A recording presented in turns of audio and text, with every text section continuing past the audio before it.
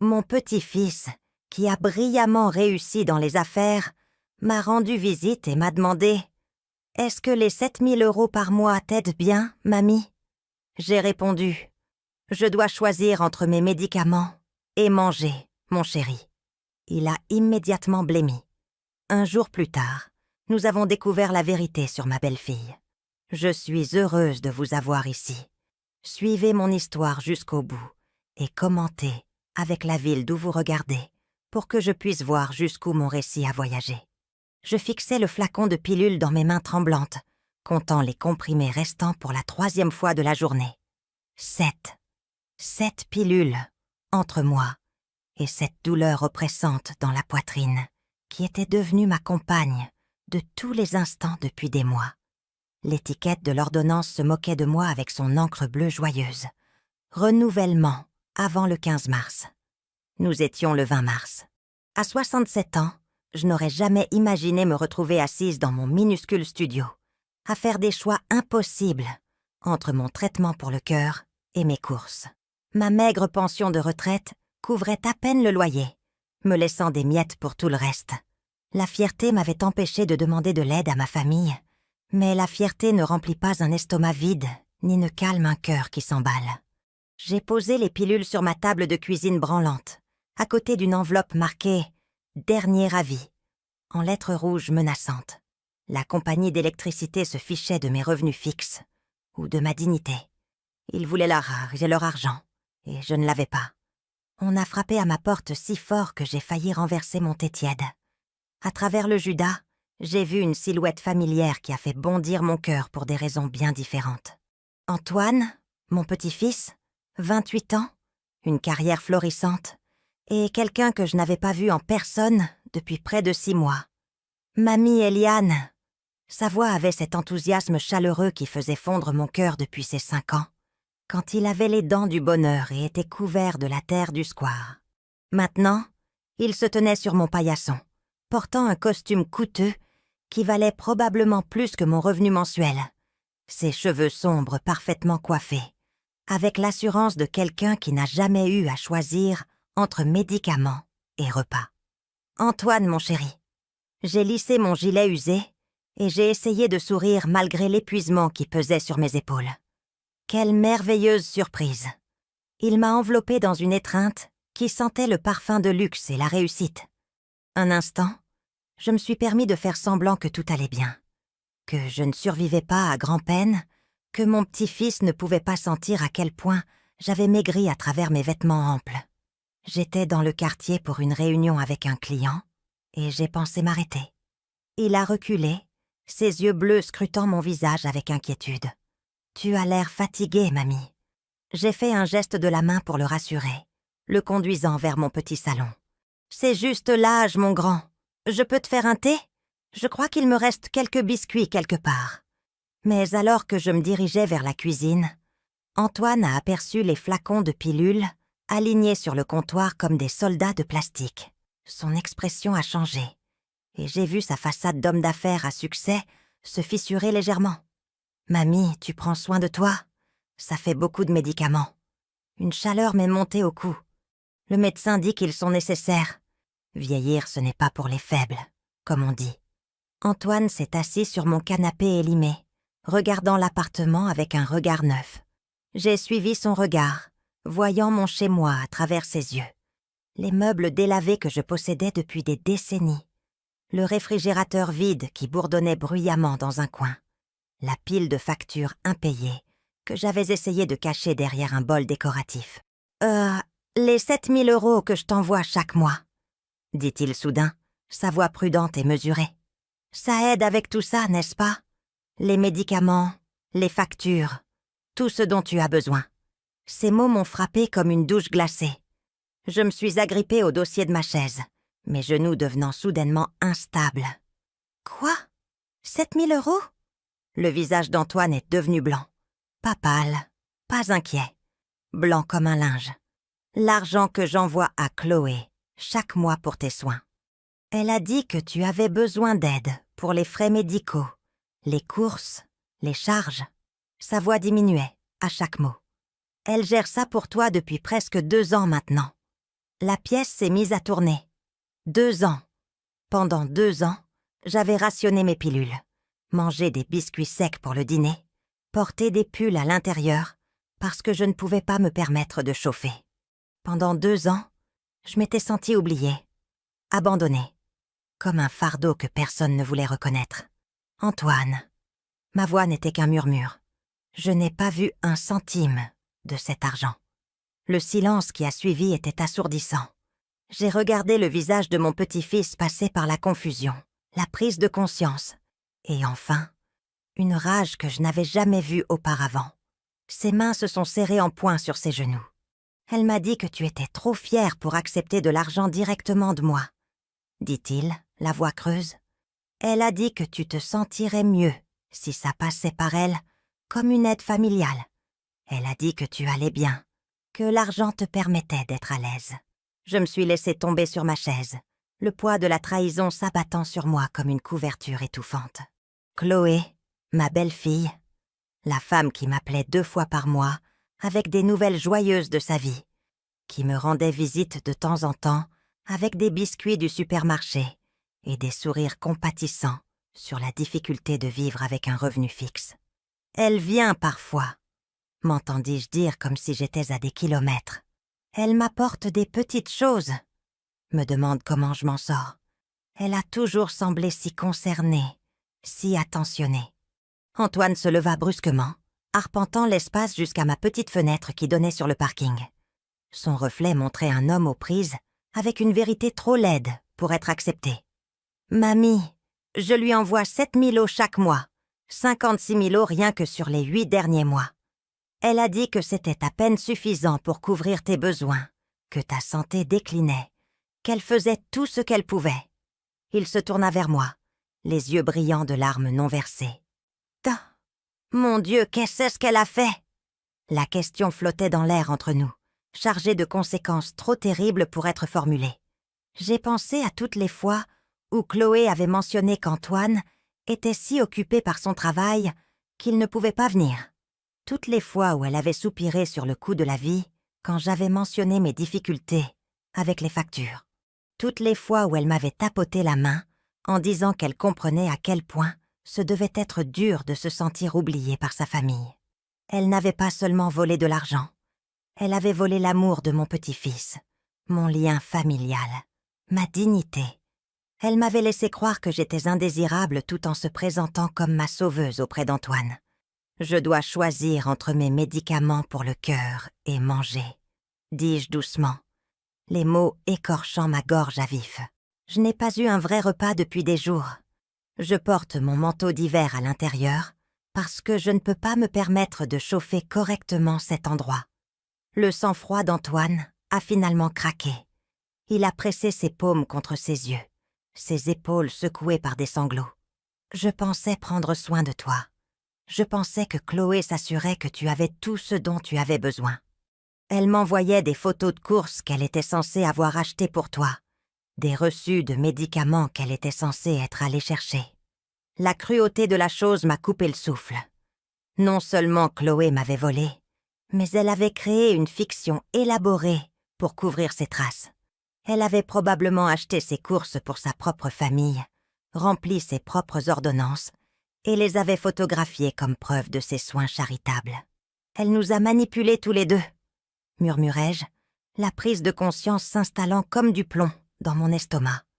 Antoine a essuyé ses yeux et a redressé ses épaules, son chagrin se transformant en quelque chose de plus dur, de plus déterminé. « Mamie, ça s'arrête maintenant. Aujourd'hui, je vais m'assurer que tu reçoives chaque centime que tu aurais dû recevoir.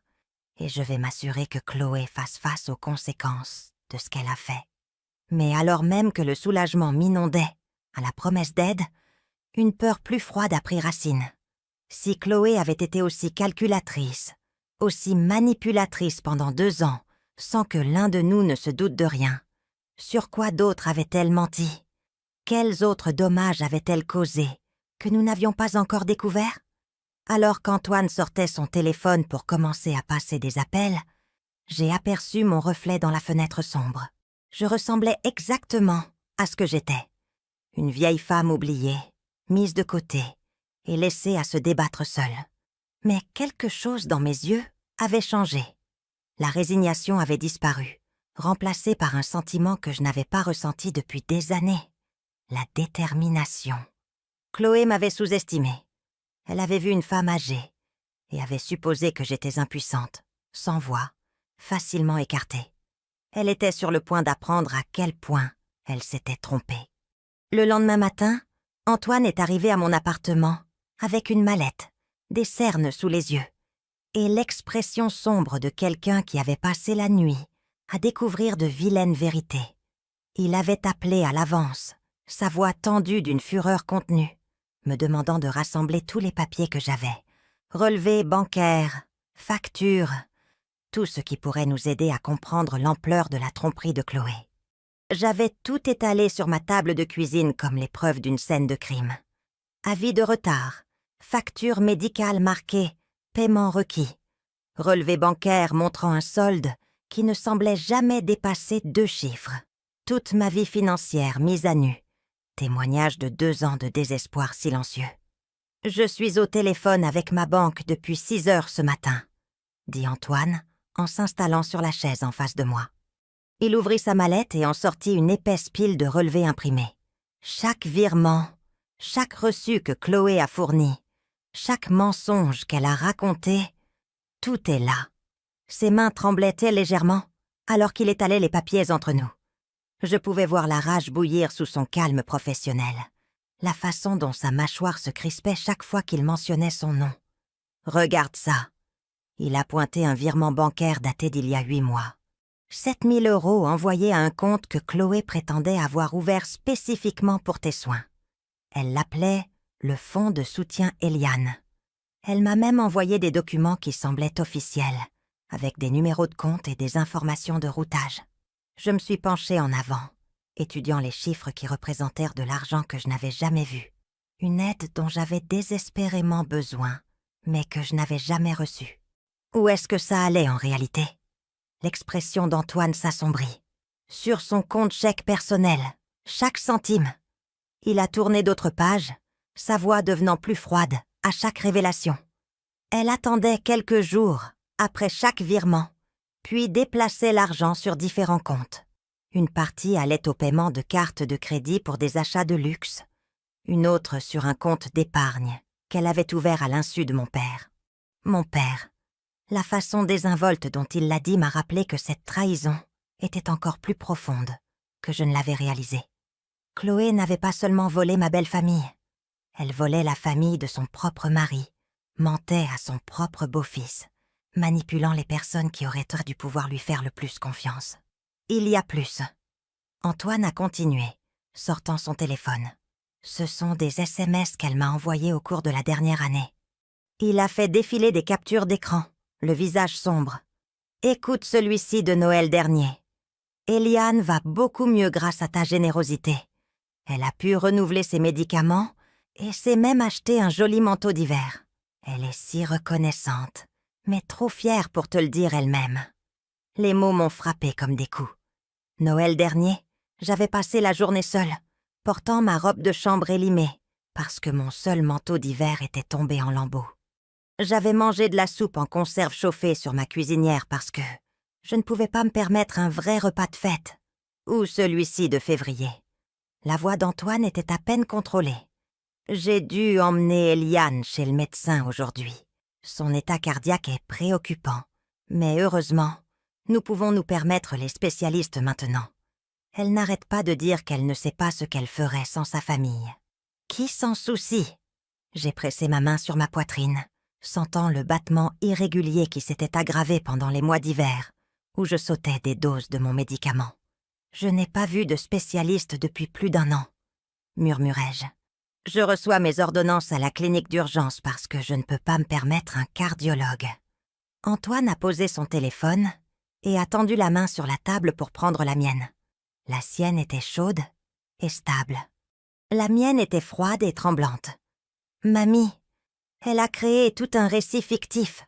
Elle m'a fait croire que non seulement tu allais bien, mais que tu prospérais grâce à l'argent que j'envoyais. J'ai repensé aux visites de Chloé au cours des 2 dernières années, les rejoints avec ce nouveau contexte dévastateur. La façon dont elle arrivait avec de petits cadeaux, une boîte de thé, un magazine, une plante en pot, et les présentait comme de grands gestes d'attention. Comment elle s'enquérait de ma santé avec une telle préoccupation apparente, prenant des notes sur son téléphone, comme si elle suivait mon état, à des fins médicales. Elle documentait tout, dis-je lentement, les pièces du puzzle s'assemblant. Quand elle venait, elle prenait des photos de mon appartement, de moi, des petits cadeaux qu'elle apportait. Je pensais qu'elle était juste sentimentale. Elle constituait des preuves, dit Antoine sombrement. Des preuves de ses prétendus soins. Regarde. Il m'a montré des photos sur son téléphone que j'ai reconnues. Des images de mon salon, de moi assise dans mon fauteuil, portant l'un des gilets qu'elle m'avait apportés, de mon armoire à pharmacie, avec des pilules qu'elle était censée m'avoir aidé à organiser. Mais maintenant, je les voyais différemment. Ce n'étaient pas des photos de famille affectueuses. C'étaient des accessoires dans une performance élaborée, la preuve d'une belle-fille dévouée, prenant soin de la grand-mère de son mari. Elle avait probablement envoyé ça à Antoine, comme preuve de la façon dont elle dépensait son argent. Elle m'a dit que tu étais trop fière pour accepter de l'argent directement, continua Antoine. Elle a dit que ça blesserait ta dignité de te sentir comme une œuvre de charité, mais que si ça venait par elle, ça ressemblait plus à une famille qui prend soin des siens. Elle s'est faite l'héroïne de ton histoire, mamie. Elle m'a fait croire qu'elle sacrifiait son temps et son énergie pour s'assurer que tu sois à l'aise. La manipulation était d'une complexité à couper le souffle. Chloé n'avait pas seulement volé de l'argent. Elle avait volé ma relation avec mon petit-fils, mon sentiment d'être prise en charge, mon espoir que la famille comptait. Elle m'avait laissé croire que j'étais oubliée, tout en convainquant Antoine qu'elle était ma soignante dévouée. Quand je l'ai appelée hier soir pour la confronter, dit Antoine, sa voix baissant à peine au-dessus d'un murmure. Sais-tu ce qu'elle a dit? Elle a demandé si tu avais encore inventé des histoires. Elle a suggéré que ta mémoire pourrait te faire défaut, que tu étais confuse au sujet de l'argent. Un frisson me parcourut l'échine. Même prise en flagrant délit, Chloé continuait de manipuler, essayant toujours de faire de moi le problème. Elle suggérait que je perdais la tête plutôt que d'admettre son vol. Elle se préparait à cette éventualité, réalisais-je avec une horreur croissante. Toutes ces fois où elle a mentionné mes oublis lors de ses visites, la façon dont elle me corrigeait si je me souvenais mal de quelque chose de petit, elle posait les bases pour me discréditer si jamais je la remettais en question. Antoine hocha la tête sombrement. Elle a été plus calculatrice que nous ne l'imaginions tous les deux, mais elle a fait une erreur. Elle a sous-estimé à quel point je t'aime. Quand j'ai vu la vérité sur tes conditions de vie hier, quand j'ai réalisé ce qu'elle avait fait, il serra ma main plus fort. Il n'y a aucune histoire qu'elle pourrait raconter qui me ferait douter de toi.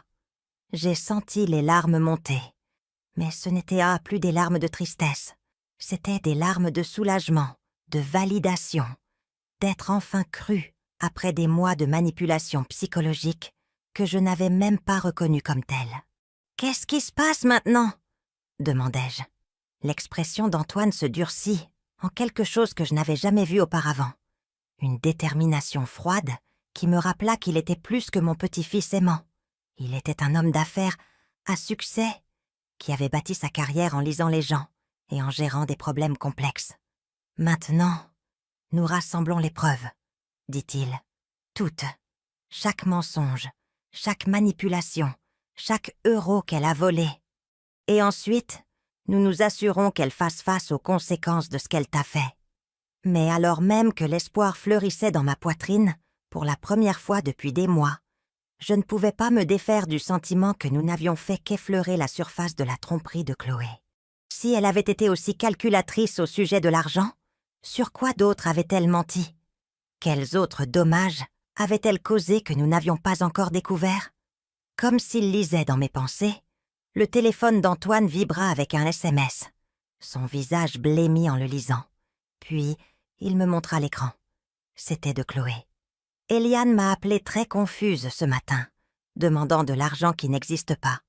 Je m'inquiète que son état se détériore plus vite que nous le pensions. Il est peut-être temps d'envisager des options de vie assistée. L'audace me coupa le souffle. Même maintenant, même après avoir été surprise, elle essayait toujours de contrôler le récit, toujours en train d'essayer de me peindre comme le problème à gérer. Mais cette fois, je n'étais pas seule. Cette fois, j'avais quelqu'un qui me croyait, quelqu'un qui pouvait voir à travers ses mensonges. Cette fois, Chloé avait finalement poussé le bouchon trop loin. « Elle n'a aucune idée de ce qui l'attend », dit Antoine doucement, sa voix portant une promesse qui m'envoya un frisson d'anticipation. Non, elle ne le savait pas, et j'allais savourer de voir son monde s'effondrer aussi complètement qu'elle avait essayé de détruire le mien. Chloé est arrivée à mon appartement exactement à l'heure convenue, 14 heures en précise, portant un bouquet de fleurs du supermarché et arborant l'expression inquiète qu'elle avait perfectionnée au cours de 2 ans de tromperie. Je l'ai observée à travers mon judas, alors qu'elle vérifiait son reflet sur l'écran de son téléphone, ajustant ses cheveux blonds soigneusement coiffés avant de frapper avec le même rythme doux qu'elle utilisait toujours. Antoine était caché dans ma chambre, armé d'une application d'enregistrement sur son téléphone et avec des instructions explicites de rester silencieux quoi qu'il entende. Nous avions décidé que cette confrontation devait se dérouler naturellement, sans que Chloé se sente piégée. Elle devait se révéler d'elle-même, et elle devait le faire pendant que nous pouvions documenter chaque mot. Eliane, ma chérie. Sa voix avait la même chaleur sirupeuse que d'habitude. En ouvrant la porte, elle me mit les fleurs dans les mains et se pencha pour son baiser aérien habituel, près de ma joue. « Comment te sens-tu aujourd'hui? Tu avais l'air si confuse au téléphone hier. » Et voilà. Immédiatement, la manipulation, la suggestion que j'étais le problème. Elle entra dans mon appartement sans attendre d'invitation, s'installant dans mon fauteuil usé comme s'il lui appartenait. « Je t'ai apporté du thé à la camomille », continua-t-elle en sortant une boîte de son sac à main surdimensionné. « Je sais comment tu deviens anxieuse. Parfois, notre esprit nous joue des tours quand on est stressé par l'argent, n'est-ce pas ? » Je me suis forcée à rester calme, à jouer le rôle de la vieille femme confuse qu'elle voulait que je sois. Je suppose que oui, bien que j'aurais juré qu'Antoine avait mentionné quelque chose à propos d'argent qu'il envoie. Le sourire de Chloé vacilla un instant avant de se réaffirmer. « Oh, ma chérie, Antoine est un si gentil garçon, toujours inquiet pour la famille, mais tu sais à quel point il est occupé par son travail. Je pense que parfois il se sent coupable de ne pas pouvoir venir plus souvent. Alors il s'imagine qu'il fait plus pour aider qu'il ne le fait réellement. » La désinvolture avec laquelle elle réécrivait la réalité était à couper le souffle. Elle était assise dans mon salon, entourée de preuves de ma pauvreté, expliquant calmement les tentatives de mon petit-fils pour m'aider comme des produits de son imagination. Il semblait pourtant assez certain d'envoyer de l'argent tous les mois. Insistai-je doucement. « Par ton intermédiaire » a-t-il dit. Cette fois, le masque glissa de manière plus visible. Les doigts parfaitement manucurés de Chloé tambourinèrent contre le fermoir de son sac, et sa voix prit un ton légèrement plus vif. « Eliane, ma chérie, je pense que tu mélanges les conversations. Tu sais ce que c'est, la mémoire, à notre âge. » Elle n'avait que 42 ans, mais elle disait « notre âge », comme si nous étions des pères. Parfois, nous voulons tellement que quelque chose soit vrai que nous nous en persuadons. Je me suis assise en face d'elle, étudiant cette femme qui avait systématiquement détruit ma vie tout en portant un masque d'attention. Tout chez elle était soigneusement construit. L'expression concernée, le ton doux, même la façon dont elle s'asseyait avec les mains jointes sur ses genoux, comme une belle fille modèle. Peut-être que tu pourrais appeler Antoine et lui demander directement, suggérai-je, juste pour clarifier les choses. Pour la première fois, une véritable alarme a éclaté dans les yeux de Chloé. « Oh, je ne pense pas que nous ayons besoin de le déranger au travail.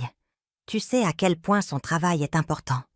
De plus, je lui ai parlé hier, et il est très inquiet de ta confusion. » Elle a sorti son téléphone et a fait défiler ses messages avec une aisance pratiquée. « Regarde, tu vois. Il m'a envoyé un texto ce matin pour me demander comment tu allais. Il s'inquiète pour ton état mental, Eliane. Nous tous. » Elle a tourné le téléphone vers moi, montrant une conversation par SMS, Mais je pouvais voir qu'elle était à sens unique. Tous les messages de Chloé à Antoine, sans aucune réponse visible. Elle créait des preuves en temps réel, documentant sa prétendue préoccupation pour qu'il puisse les examiner. Je lui ai dit que je passerais te voir aujourd'hui, continua-t-elle en tapant rapidement.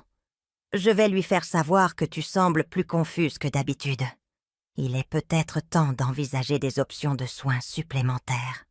La menace était subtile, mais sans équivoque. Si je continuais à remettre en question son histoire, elle intensifierait ses affirmations sur ma détérioration mentale. Elle pousserait pour une vie assistée, pour que quelqu'un d'autre prenne des décisions sur ma vie, me retirant commodément de toute position pour contester ses mensonges. C'est très attentionné de ta part d'être si inquiète, dis-je prudemment. Ça doit être difficile de tout gérer pour une vieille femme comme moi. L'expression de Chloé s'adoucit, croyant apparemment avoir réussi à rediriger la conversation. C'est parfois un défi, mais c'est ce que fait la famille. On prend soin les uns des autres, bien que je doive admettre que le fardeau financier a été important. Mon cœur s'est arrêté. Elle allait réellement continuer le mensonge même maintenant, même quand elle pensait que j'étais trop confuse pour la contester efficacement. Fardeau financier ? L'incitai-je. Eh bien, oui. Tes frais médicaux, les courses, les charges que nous aidons à payer. Ce n'est pas facile pour une jeune famille de soutenir un parent âgé, surtout avec tes besoins croissants, soupira-t-elle de façon dramatique. Nous nous serrons la ceinture pour nous assurer que tu sois à l'aise. Je la fixais, regardant cette femme qui m'avait volé des milliers d'euros, prétendre qu'elle faisait des sacrifices financiers pour mes soins. L'audace était si complète qu'elle en était presque admirable. « Combien dirais-tu que tu dépenses pour moi chaque mois ?» demandai-je, sincèrement curieuse de voir jusqu'où elle pousserait le mensonge. Chloé hésita, calculant probablement quel montant semblerait généreux, mais pas suspect. « Oh, ça varie. Certains mois, c'est 5 000 ou 6 000 euros, surtout quand tu as des urgences médicales. Nous voulons juste nous assurer que tu n'aies jamais à t'inquiéter pour l'argent. 5 000 ou 6 000 ?» Elle prétendait dépenser presque la totalité du montant envoyé par Antoine, se laissant juste une petite marge pour les frais de gestion. Elle avait calculé exactement comment maximiser son vol, tout en maintenant une dénégation plausible. « C'est très généreux, » dis-je, bien que je ne me souvienne pas d'urgence médicale récente. Le sourire de Chloé se crispa presque imperceptiblement. « Eh bien, c'est une partie de l'inquiétude, Eliane. Tu oublies beaucoup de choses ces derniers temps. Le mois dernier, quand je t'ai emmenée chez le cardiologue, tu semblais très désorientée après. Je n'avais pas vu de cardiologue depuis plus d'1 an. Elle fabriquait maintenant des rendez-vous médicaux entiers, créant un historique de soins qui n'existait que dans ses mensonges. « J'aimerais me souvenir de cette visite, » dis-je. « Pourrais-tu me rappeler ce que le médecin a dit ?» Pour la première fois, Chloé parut véritablement mal à l'aise. Elle se tortilla sur sa chaise, ses doigts manucurés tripotant le bord de son sac. « Les détails ne sont pas importants, ma chérie. Ce qui compte, c'est que nous surveillons ton état de près.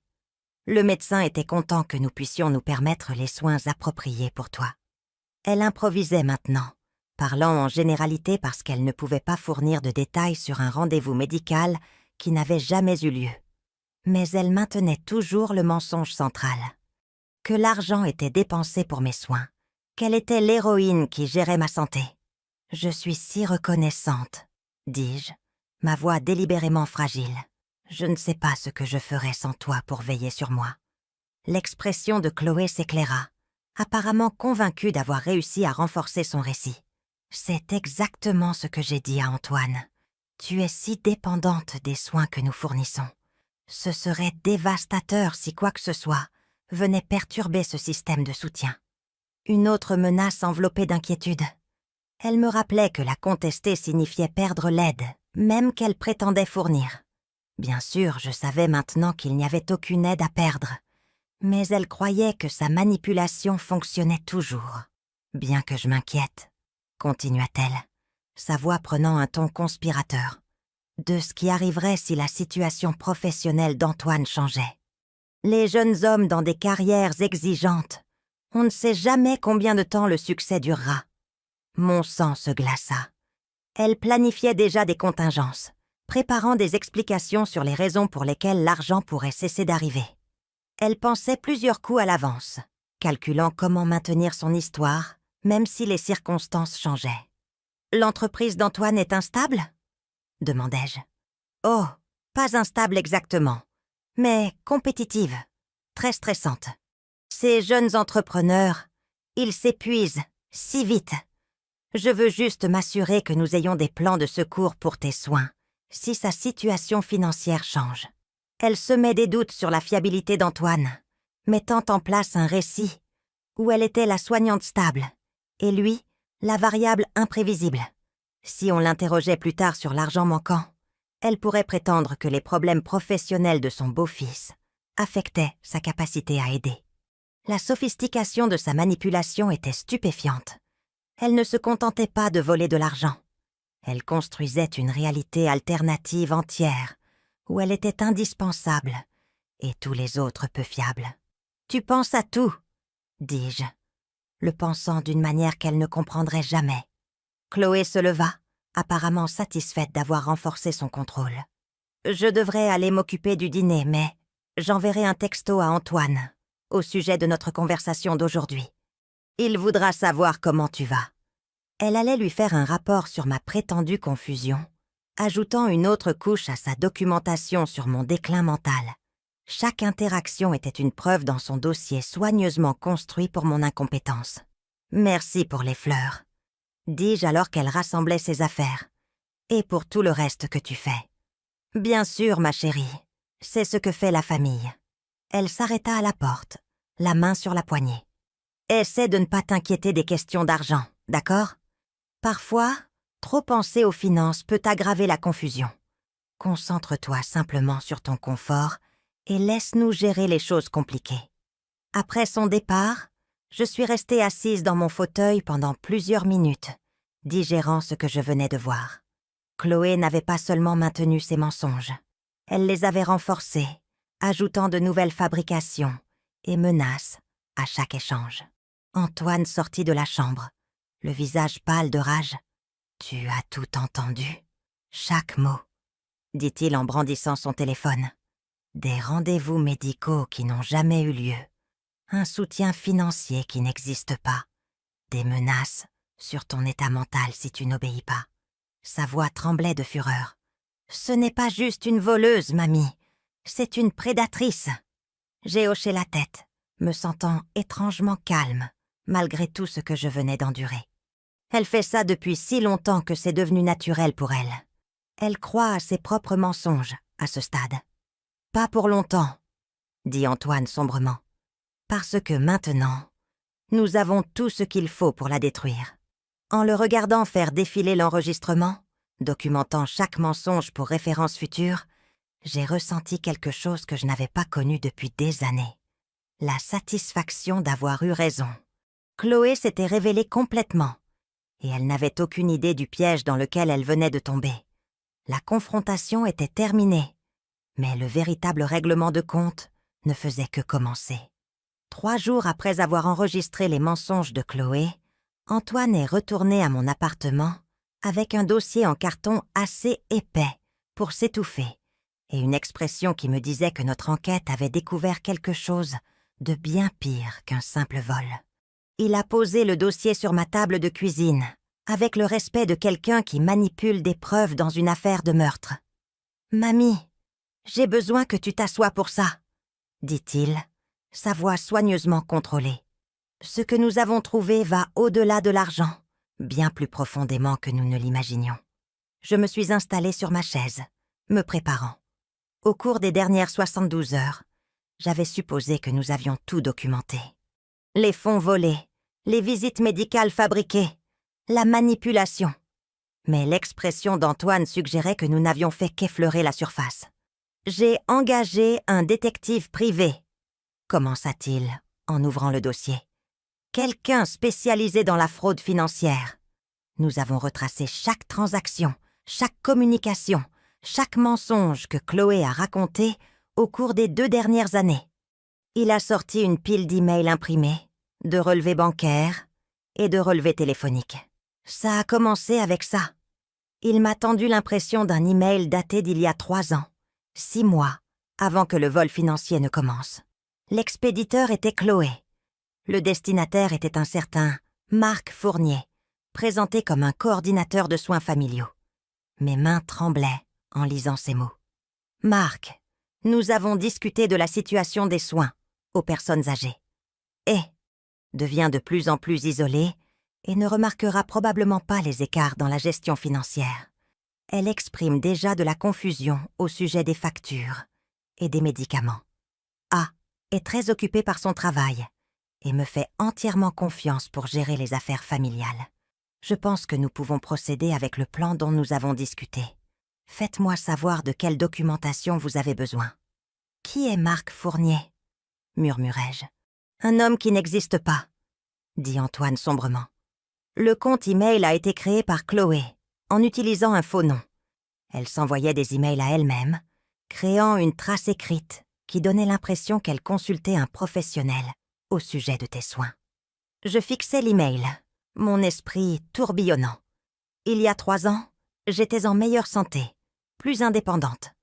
Chloé avait planifié cette tromperie bien avant que j'aie réellement besoin d'aide, se positionnant pour profiter d'une crise qui ne s'était même pas encore produite.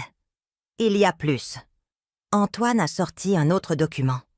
Elle a créé une fausse entreprise entière, Services familiaux Fournier, un site web d'apparence légitime, du papier à en-tête professionnel, même de fausses critiques, tout conçu pour faire croire qu'elle travaillait avec des professionnels qualifiés pour gérer tes soins. Il m'a montré des captures d'écran imprimées d'un site web qui semblait tout à fait professionnel, des témoignages de familles reconnaissantes, des descriptions de services complets de soins aux personnes âgées, même des photos de personnes âgées souriantes, recevant de l'aide. Tout cela fabriqué pour soutenir les mensonges de Chloé. Quand j'ai commencé à envoyer de l'argent, elle me transférait des rapports de cette fausse entreprise.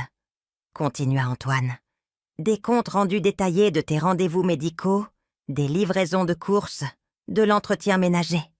Elle incluait même des photos qu'elle avait prises lors de ses visites réelles chez toi, mais présentées comme une documentation des services qu'elle était censée payer.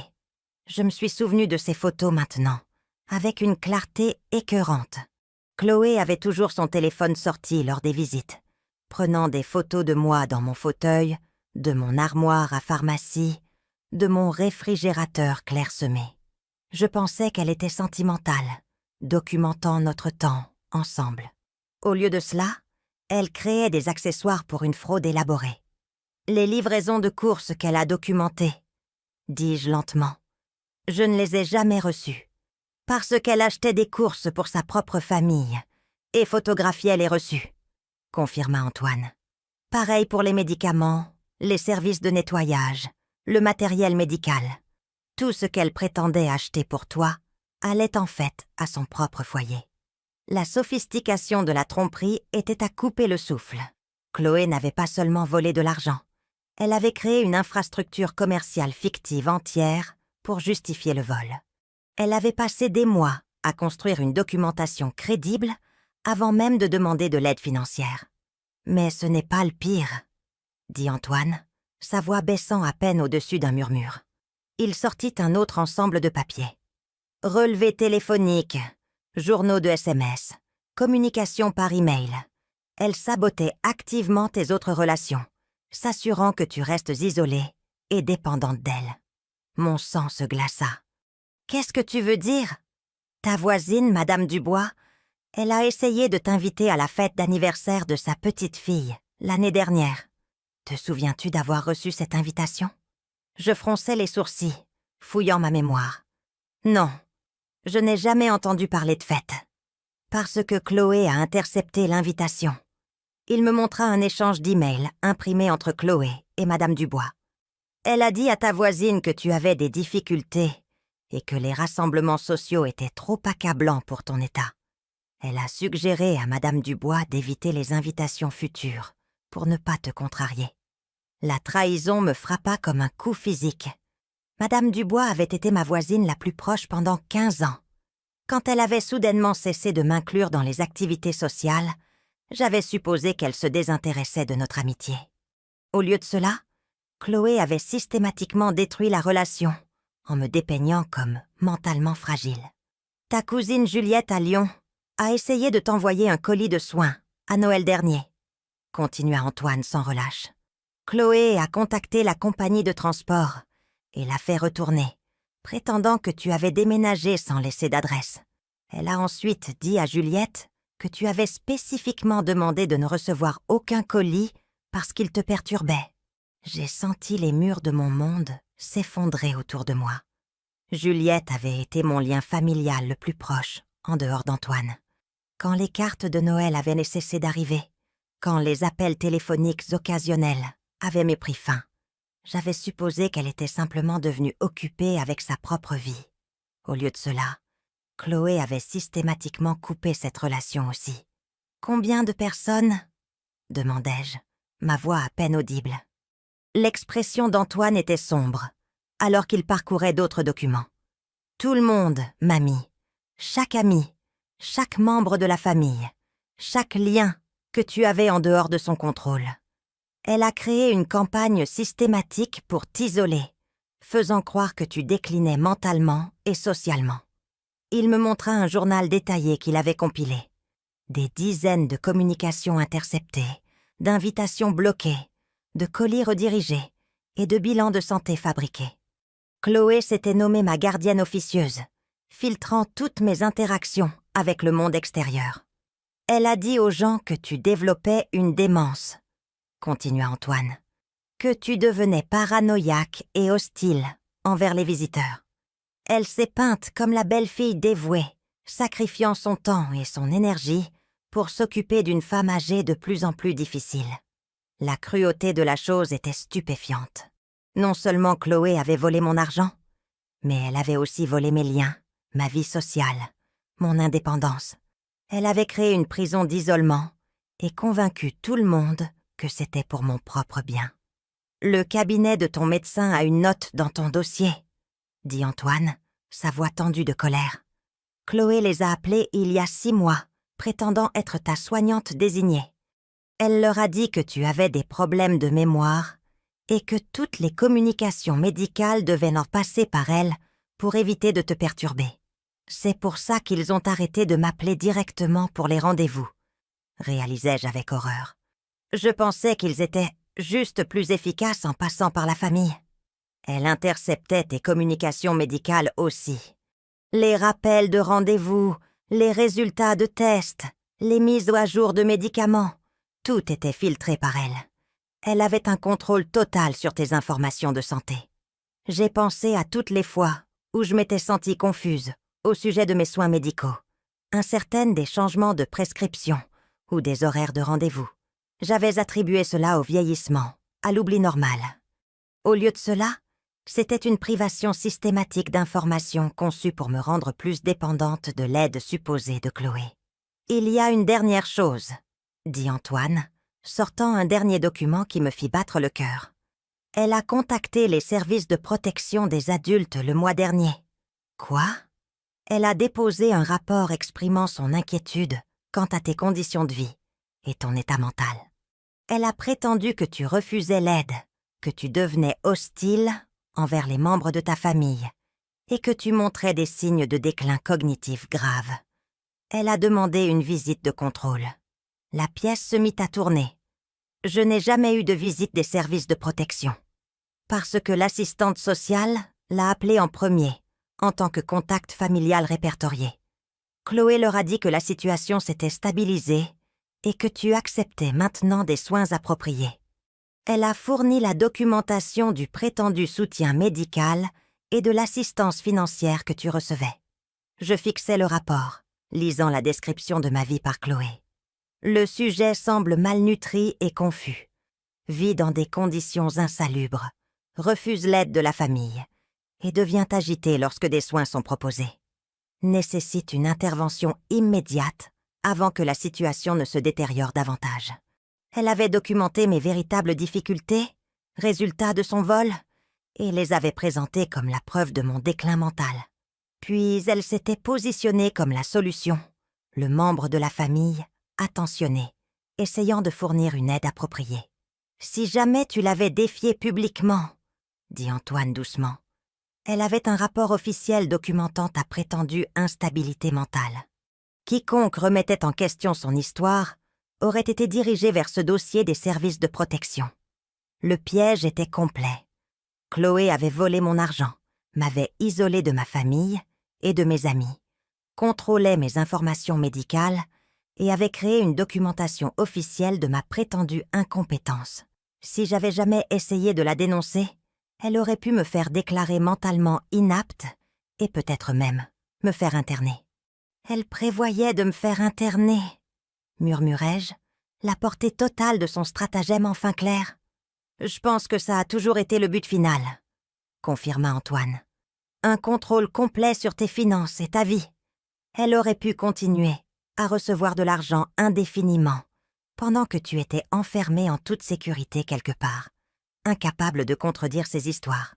Je suis restée assise en silence pendant plusieurs minutes, absorbant l'ampleur de ce qui m'avait été fait. Ce n'était pas un simple vol ou même une fraude élaborée. C'était une destruction systématique de toute mon existence, soigneusement planifiée et méthodiquement exécutée sur des années. Mais alors que le choc commençait à se dissiper, quelque chose d'autre a émergé. Quelque chose de froid, de dur et d'absolument impitoyable. Elle a fait une erreur, dis-je finalement, ma voix stable malgré la rage qui brûlait dans ma poitrine. Laquelle ? J'ai levé les yeux vers mon petit-fils, voyant ma propre détermination se refléter dans ses yeux. Elle nous a sous-estimés tous les deux. Elle pensait que j'étais impuissante et que tu étais naïf. Elle s'est trompée sur les deux tableaux. Antoine hocha la tête sombrement. Elle n'a aucune idée de ce qui l'attend. Non, elle ne le savait pas. Mais elle était sur le point d'apprendre que certaines personnes, lorsqu'elles sont poussées trop loin, ne se contentent pas de riposter. Elles anéantissent tout sur leur passage. Et Chloé avait définitivement poussé trop loin. Planifier la chute de Chloé exigeait la même attention méticuleuse aux détails qu'elle avait utilisés pour détruire ma vie. Au cours des 2 semaines suivantes, Antoine et moi sommes devenus co-conspirateurs dans le projet le plus satisfaisant que j'ai entrepris depuis des années. Nous nous retrouvions quotidiennement dans mon petit appartement, étalant des documents sur ma table de cuisine comme des généraux préparant une campagne militaire. « Il faut qu'elle se pende avec ses propres mensonges », expliqua Antoine, alors que nous passions en revue notre stratégie. Pas de confrontation dramatique, pas de scènes émotionnelles, juste une exposition silencieuse et systématique qui ne lui laisse aucune marge de manœuvre pour se sortir de là. La beauté de notre plan résidait dans sa simplicité. Nous allions donner à Chloé exactement ce qu'elle demandait. Un contrôle total sur le récit de mes soins et la laisser développer sa fiction jusqu'à ce qu'elle devienne impossible à maintenir. Phase 1, dis-je en cochant les points de la liste que nous avions compilée. Je deviens la femme âgée confuse qu'elle dit à tout le monde que je suis. C'était plus facile que prévu de jouer le rôle. Lors de la visite suivante de Chloé, je l'ai accueillie avec une confusion exagérée au sujet de notre conversation précédente. J'ai posé des questions répétées sur de l'argent dont je pensais me souvenir. Puis j'ai semblé oublier les questions quelques minutes plus tard. J'ai mentionné des conversations imaginaires avec des voisins qui ne m'avaient pas parlé depuis des mois. Chloé a tout gobé. J'ai vu son visage s'illuminer d'une satisfaction vengeresse alors qu'elle sortait son téléphone pour documenter mon état de détérioration avec des photos et des mémos vocaux. Eliane semble beaucoup plus confuse aujourd'hui, murmura-t-elle dans son téléphone après que je lui ai posé la même question 3 fois. Elle demande de l'argent qui n'existe pas et prétend se souvenir de conversations qui n'ont jamais eu lieu. Je crains que sa démence ne progresse plus vite que prévu. Elle a envoyé ses mises à jour à Antoine immédiatement, ainsi que des suggestions selon lesquelles nous devrions peut-être explorer des options de soins plus tôt que prévu. Chaque message était la preuve de son empressement à me faire déclarer incompétente. « Phase 2 », annonça Antoine lors d'une de nos séances de planification. Nous lui donnons l'occasion d'étendre ses mensonges jusqu'à ce qu'ils deviennent impossibles à suivre. Il a commencé à demander à Chloé des rapports plus détaillés sur mes soins. Quels médicaments spécifiques l'aidaient-elle à gérer? Quel médecin avions-nous vu récemment? Quel matériel médical avait été acheté pour mon confort? Chloé, confiante dans son récit établi, a fourni des détails élaborés. Elle a décrit des changements de prescription qui n'avaient pas jamais eu lieu, des consultations de spécialistes qui étaient de la pure fiction, et des achats de matériel médical qui n'existaient que dans son imagination. Le cardiologue veut augmenter sa dose de bêta-bloquant, a-t-elle envoyé par texto à Antoine après l'une de mes performances. Et le kinésithérapeute a recommandé un nouveau déambulateur, avec de meilleures caractéristiques de stabilité. J'ai aussi organisé une surveillance hebdomadaire de la tension artérielle à domicile. Rien de tout cela n'était vrai. Mais Chloé documentait chaque fabrication avec la confiance de quelqu'un qui n'avait jamais été remis en question auparavant. Elle construisait un historique médical élaboré qui serait impossible à vérifier, car rien de tout cela ne s'était réellement produit. Pendant ce temps, je renouais avec le monde qu'elle avait tenté de m'arracher. Madame Dubois fut ravie d'avoir de mes nouvelles lorsque j'ai appelé pour lui demander des nouvelles de la fête d'anniversaire de sa petite fille. Juliette à Lyon était confuse, mais ravie lorsque je l'ai contactée pour lui demander pourquoi elle avait cessé d'envoyer des cartes de Noël. « J'ai essayé de t'envoyer un colis l'année dernière », m'a dit Juliette lors d'une longue conversation téléphonique. « Mais il a été retourné avec une note disant que tu avais déménagé. Ta belle-fille a appelé pour me dire que tu avais des problèmes de mémoire et que les colis te perturbaient. Chloé a dit ça. Elle semblait si inquiète pour toi. Elle m'a demandé de ne plus te contacter directement parce que ça t'agitait. Je me sentais terriblement mal de causer des problèmes. Chaque conversation révélait une autre couche de la campagne d'isolement systématique de Chloé. Mais maintenant, au lieu de me sentir dévastée par la trahison, je me sentais dynamisée par les preuves que nous collections. Chaque relation rompue était la preuve de sa manipulation. Chaque communication interceptée était la documentation de son contrôle. « Phase 3, dit Antoine alors que nous entrions dans notre 3e semaine de planification. Nous la laissons croire qu'elle est en train de gagner. C'était la partie la plus difficile pour moi émotionnellement. Je devais regarder Chloé discuter de mes options de soins avec une tristesse apparente, tout en célébrant secrètement sa victoire perçue. Elle a apporté des brochures pour des maisons de retraite médicalisées, a parlé à voix basse de mon état de déclin, et s'est positionnée comme le membre de la famille réticent, forcé de prendre des décisions difficiles. C'est si dur de voir quelqu'un que l'on aime se détériorer, a-t-elle dit à Antoine lors d'un appel téléphonique que j'ai écouté en haut-parleur. Mais je pense que nous devons faire face à la réalité. Eliane ne peut plus vivre seule bien longtemps. Elle devient un danger pour elle-même. Elle a programmé des visites d'unités de soins pour troubles de la mémoire, prétendant qu'elle faisait des recherches sur les options au cas où. Elle a même contacté un avocat pour obtenir les droits de tutelle, se présentant comme le seul membre de la famille prêt à prendre la responsabilité de mon bien-être. Chaque action était documentée. Chaque mensonge était enregistré. Chaque manipulation était préservée pour référence future. Chloé construisait le dossier de sa propre destruction avec la même minutie qu'elle avait utilisée pour m'isoler.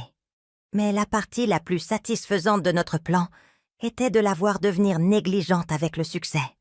Confiante que son récit était incontesté, elle a commencé à prendre de plus grands risques. Elle a commencé à dépenser plus d'argent d'Antoine pour des luxes évidents. Une nouvelle voiture, des bijoux coûteux, des rénovations domiciliaires qu'elle prétendait être des améliorations d'accessibilité pour mes visites. Chut, j'ai dû rénover la salle de bain des invités pour quand Eliane restera avec nous. A-t-elle envoyé par texto à Antoine avec des photos d'une rénovation complète qui a coûté près de 12 000 €. L'ancienne installation n'était pas sûre pour quelqu'un, avec ses problèmes de mobilité. Je n'étais jamais restée chez eux. Je n'avais même jamais été invitée à dîner. Mais Chloé était si confiante dans ses mensonges établis qu'elle se sentait à l'aise d'utiliser mes prétendus besoins pour justifier des améliorations majeures de sa maison. Elle a également commencé à manipuler d'autres membres de la famille de manière plus agressive. Elle a contacté des cousins éloignés et de vieux amis de la famille, les informant de mon état et sollicitant subtilement de la sympathie pour le fardeau de s'occuper de moi. La situation d'Eliane est devenue assez difficile, a-t-elle écrit dans un email de groupe à la famille élargie. Nous faisons tout notre possible pour la maintenir à l'aise, mais la pression financière et émotionnelle est importante. Toute pensée ou prière serait appréciée. Plusieurs membres de la famille ont répondu par des offres d'aide que Chloé a gracieusement acceptées en mon nom. Elle a mis en place un petit réseau de personnes envoyant des contributions financières occasionnelles pour mes soins, de l'argent qui allait directement sur ses comptes personnels. L'ampleur de son opération s'était étendue bien au-delà du simple vol. Elle menait une escroquerie complète qui exploitait ma prétendue vulnérabilité pour manipuler la sympathie et l'argent de quiconque s'était jamais soucié de moi. Elle est devenue gourmande, observa Antoine alors que nous examinions les dernières preuves. Plus elle a de succès, plus elle prend de risques. À la fin de la 3e semaine, nous avions tout ce dont nous avions besoin. Des relevés bancaires montrant des milliers d'euros de transactions non autorisées, des journaux d'appel documentant l'isolement systématique de mes relations sociales, des communications médicales prouvant qu'elle avait interféré avec mes soins de santé, des traces d'emails révélant des entreprises fabriquées et de fausses consultations professionnelles. Le plus accablant de tout, nous avions des enregistrements d'elle planifiant avec enthousiasme mon internement involontaire dans une unité de soins pour troubles de la mémoire, tout en volant simultanément l'argent qui était censé soutenir mon indépendance. Phase 4, dis-je en passant en revue notre liste de contrôle finale avec une sombre satisfaction. Nous tendons le piège. La réunion était prévue pour le vendredi suivant, au bureau d'Antoine. Chloé croyait qu'elle venait discuter des arrangements finaux pour ma transition vers une vie assistée. Elle avait passé la semaine à préparer la documentation de mon état de détérioration et à rechercher des établissements pouvant répondre à mes besoins complexes. Elle n'avait aucune idée qu'elle marchait vers sa propre exécution. La nuit précédant la réunion, je me suis assise dans mon appartement, entourée de preuves de tout ce que Chloé m'avait volé. Pas seulement de l'argent, mais des relations, l'indépendance, la dignité et presque ma santé mentale. Pendant 2 ans, elle avait systématiquement démantelé ma vie, tout en se positionnant comme ma sauveuse. Demain, elle apprendrait que certaines personnes, lorsqu'elles sont poussées au-delà de leur point de rupture, ne survivent pas seulement, elles prospèrent, et elles se souviennent de tout ce qui leur a été fait. J'ai regardé mon reflet dans la fenêtre assombrie, ne voyant pas la femme âgée confuse que Chloé avait essayé de créer, mais la personne vive et déterminée que j'avais toujours été sous la façade. Elle avait essayé de me faire disparaître, de me réduire à un problème à gérer. Au lieu de cela, elle avait réveillé en moi quelque chose qui était en dormance depuis trop longtemps, le refus absolu d'être rejetée, écartée ou détruite par qui que ce soit. Chloé n'avait aucune idée de ce qui l'attendait, mais demain, elle apprendrait exactement avec qui elle avait joué. Et le jeu était sur le point de se terminer. Chloé est arrivée au bureau d'Antoine avec 15 minutes d'avance, portant un portefeuille en cuir rempli de ses preuves soigneusement fabriquées et arborant l'expression de quelqu'un qui croyait être sur le point de remporter sa victoire finale. Je l'ai observée depuis la réception alors qu'elle lissait ses cheveux et vérifiait son maquillage dans le reflet de l'ascenseur, se préparant à ce qu'elle pensait être une discussion de routine sur mon placement en unité de soins pour troubles de la mémoire. Elle n'avait aucune idée que j'étais là. Antoine avait organisé l'utilisation de la salle de conférence principale de son entreprise, un espace élégant avec des fenêtres du sol au plafond et un équipement d'enregistrement intégré à la table. Tout ce qui se passerait dans l'heure suivante serait documenté avec une clarté cristalline. « Madame Chloé, merci d'être venue », dit Antoine formellement en la conduisant dans la salle de conférence. « J'ai demandé à ma grand-mère de se joindre à nous, aujourd'hui. Je pensais qu'il était important qu'elle fasse partie de cette conversation. » La couleur a quitté le visage de Chloé alors que j'entrais derrière eux.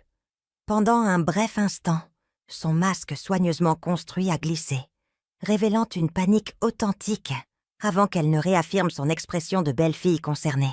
« Eliane, ma chérie, je ne m'attendais pas à te voir ici, » dit-elle, la voix légèrement tendue. « Te sens-tu d'attaque pour une si longue réunion ? Je sais à quel point ces discussions peuvent être accablantes pour toi. » Je me suis installée sur la chaise en face d'elle, croisant son regard avec une clarté qui la fit bouger mal à l'aise. Je me sens plutôt vive aujourd'hui, en fait. La plus vive que je me sois sentie depuis des mois.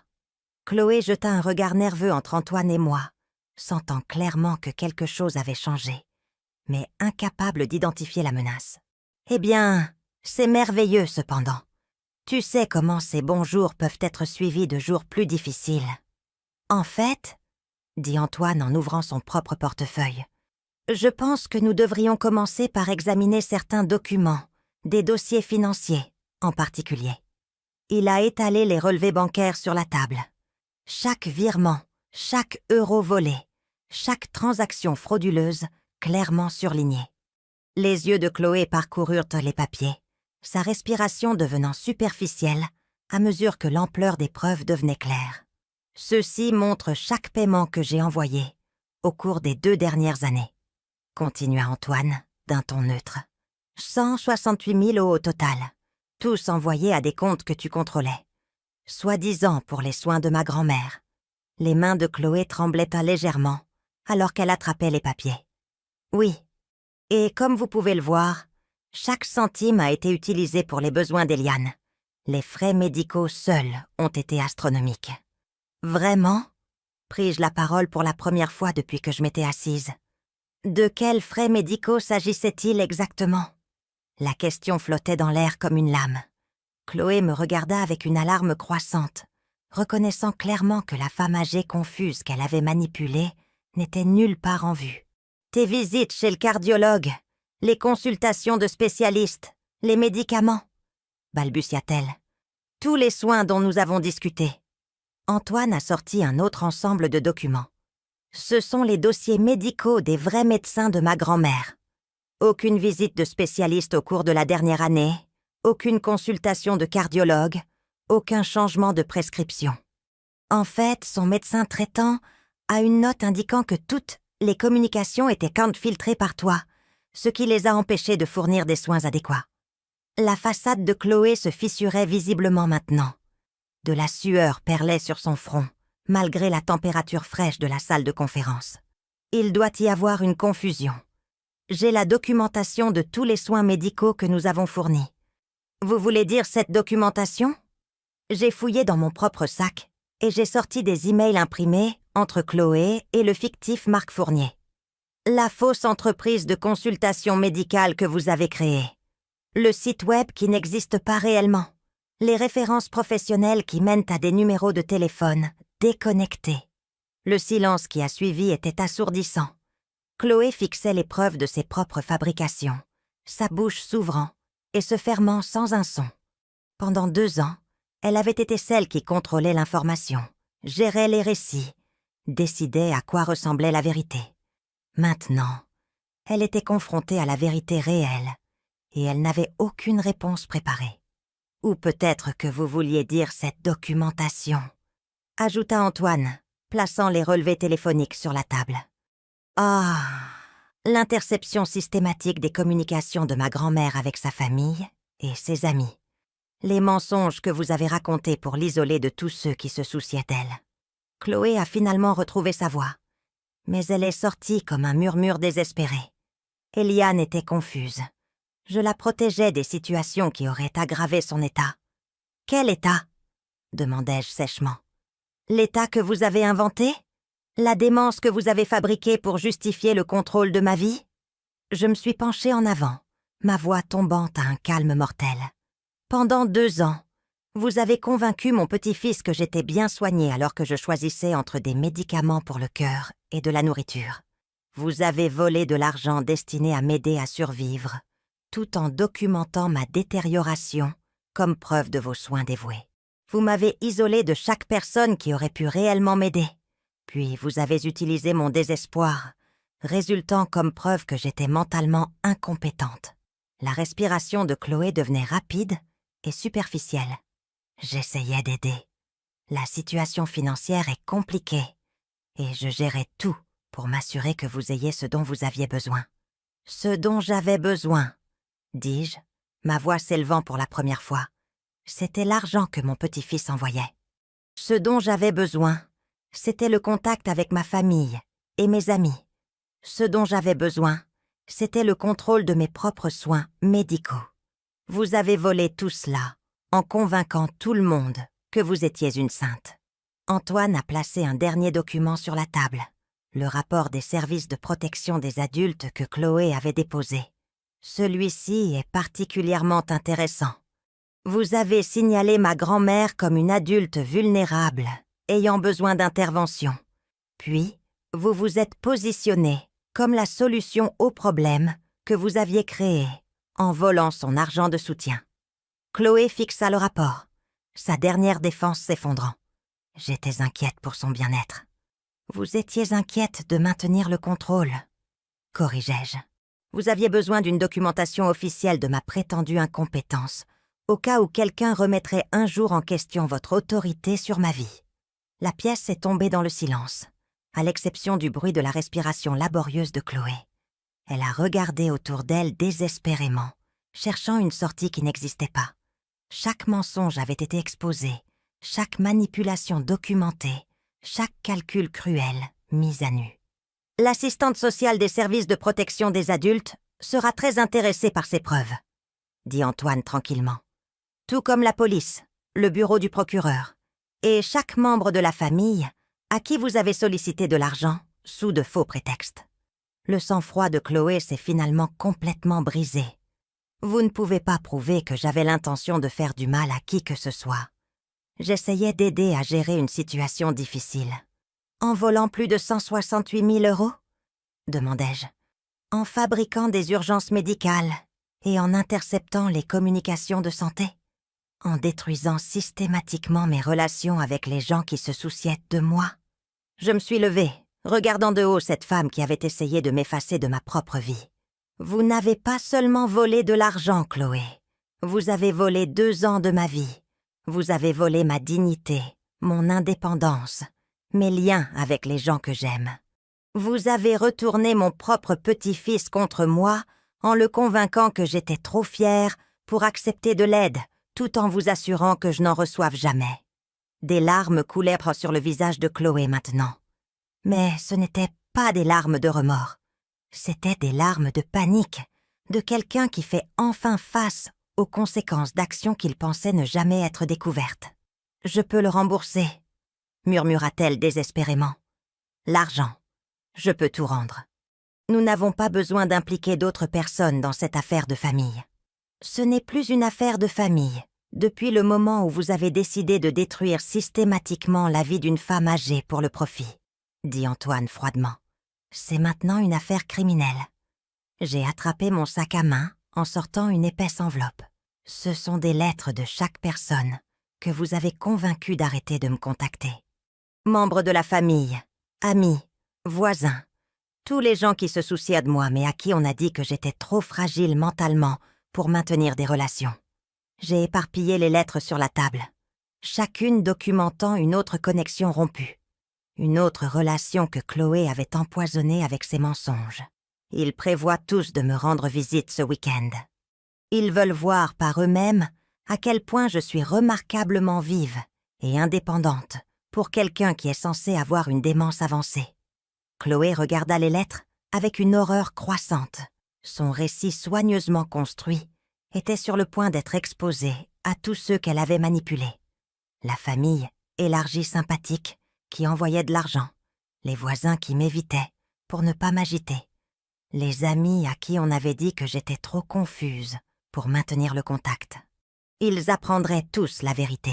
« Nous ne vous demandons rien, » continuai-je, ma voix stable et finale. « Nous vous disons ce qui va se passer.